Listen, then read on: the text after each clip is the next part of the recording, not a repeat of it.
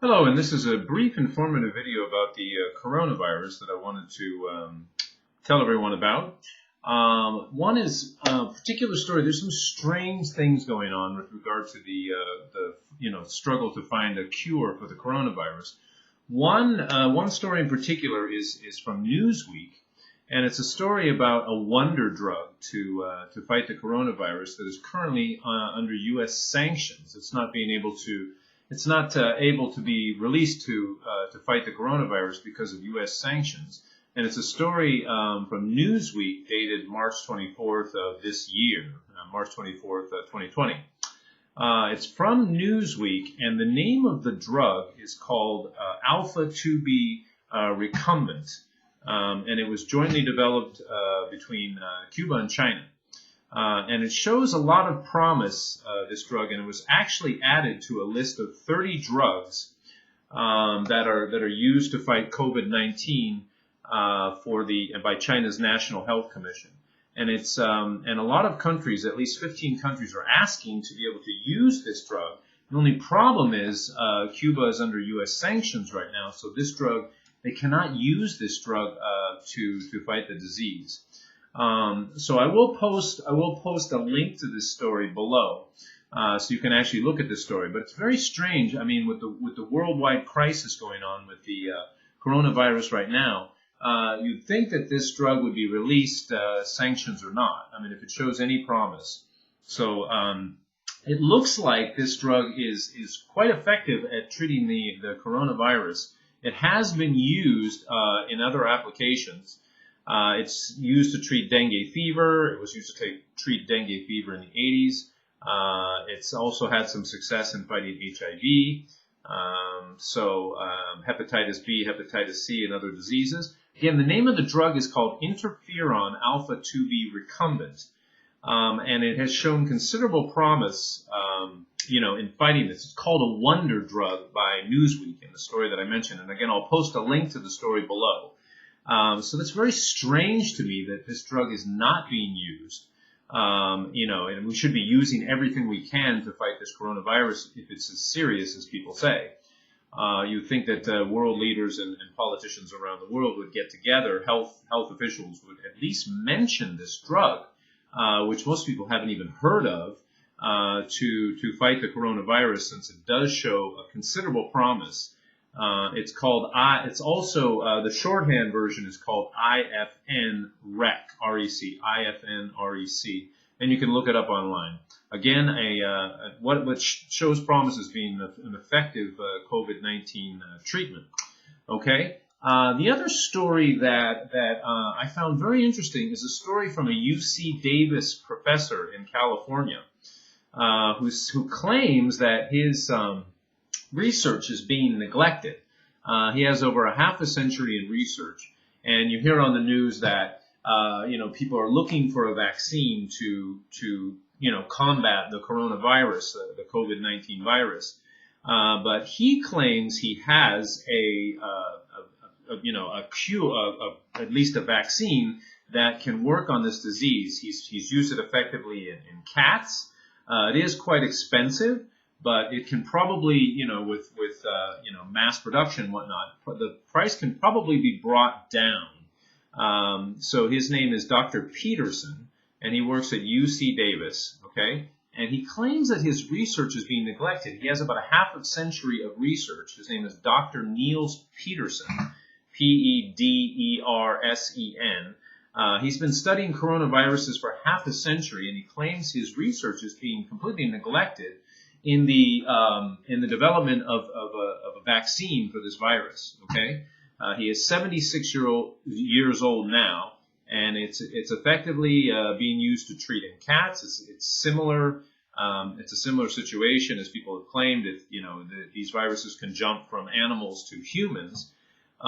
So again, it's very strange that if the world is seeking the cure to COVID-19 and pulling out all the stops to do it, and why in the world is a researcher at with 50 years of experience, a half a century of experience, being ignored in the development of vaccine. So what it says in the article is Pederson said if a vaccine for humans is in the works, public health officials don't necessarily need to reinvent the wheel. And here's a direct quote. Those vaccines have direct application to any vaccine that's going to be developed in the future for humans. So that's a direct quote from Dr. Pederson. Again, he is a professor at UC Davis. He has about a half a century of research work studying, the coronavirus. And according to him, his work is just being completely neglected. Why is it being completely neglected? Nobody knows. Obviously he can't explain it. So it's very strange, and it brings me to what Ron Paul was saying. So Ron Paul is obviously a senator in the United States, and he put an article on his website, the Ron Paul Institute for Peace and Prosperity, and it's a story written by Ted Galen Carpenter. The name of the article is "Preventing Liberty from Becoming a Coronavirus Fatality." So it's an article that talks about the erosion of liberties under the lockdown, the worldwide lockdown over the coronavirus. So the two stories that I mentioned earlier, the Newsweek story, the Cuban wonder drug that shows great promise in curing the coronavirus, which almost nobody has heard of. And it's being banned because of U.S. sanctions. And the UC Davis professor with 50 years of experience that's claimed that he was claiming that his research is being completely neglected in the development of vaccine, sort of ties in with this article on the Ron Paul Institute's website written by Ted Galen Carpenter. Again, the name of the article is Preventing Liberty from Becoming a Coronavirus Fatality. And just to give you a couple quick quotes here, he does talk about, how this, the author does talk about how this is the one of the real dangers of this crisis is the imposition upon our civil liberties. So just to give you a couple paragraphs from the article, to quote from the article, there is an imperative reason to monitor and curb some of the policy precedents being set. Future overcautious or egotistical public officials will be tempted to impose drastic measures even in response to lesser health or other emergencies. Government orders closing private businesses fundamentally alter the relationship between individuals and the state in a dangerous fashion, and that could be permanent. These restrictions could become permanent. Travel restrictions that confine people to their homes or bar them from specific areas are further cause for alarm. Such restrictions always have been a hallmark of authoritarian political systems. Likewise, the postponement of elections is unsettling.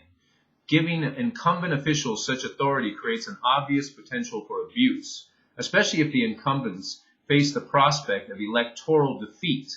Perhaps worst of all is the possibility of the federal government being able to seek the indefinite detention of people based on nothing more than a Justice Department request and a compliant judge's order. Okay, and then he goes on to sort of sum it all up. Given the historical record of how previous emergencies spawned corrosive policies that continue to menace basic freedoms years or decades later, it is urgent to seek effective curbs on the growing abuses of power in the current crisis. We must resist being stampeded into endorsing whatever policies self-interested officials insist are necessary. Benjamin Franklin observed that those who would give up essential liberty to purchase a little temporary safety deserve neither liberty nor safety. Americans must keep that wise admonition in mind during and after the coronavirus crisis. So again, this ties in with, in my thinking, this ties in with why we don't hear about the Cuban wonder drug that has shown so much promise and has been accepted, by Chinese health officials as one of their cures that they're using to fight coronavirus. And if you believe their statistics, their numbers are actually going down. Their cases of coronavirus are actually going down. And the UC professor, the UC Davis, California professor, that claims his half century of work is being neglected, and that we don't need to reinvent the wheel when it comes to developing a vaccine. Okay, so these are just my thoughts on it, and it ties in, in my way of thinking, with what the Ron Paul Institute article says, that perhaps some of this stuff is actually being deliberately either not talked about or being neglected because it works so well for selfish, egotistical political leaders' motives and goals. Anyway, those are my thoughts on this, and thank you very much for listening. Feel free to like and comment, and and please look at these articles and share them with your friends and family. They are important, and they are significant to the crisis that we're going through right now. Thank you, and have a wonderful day.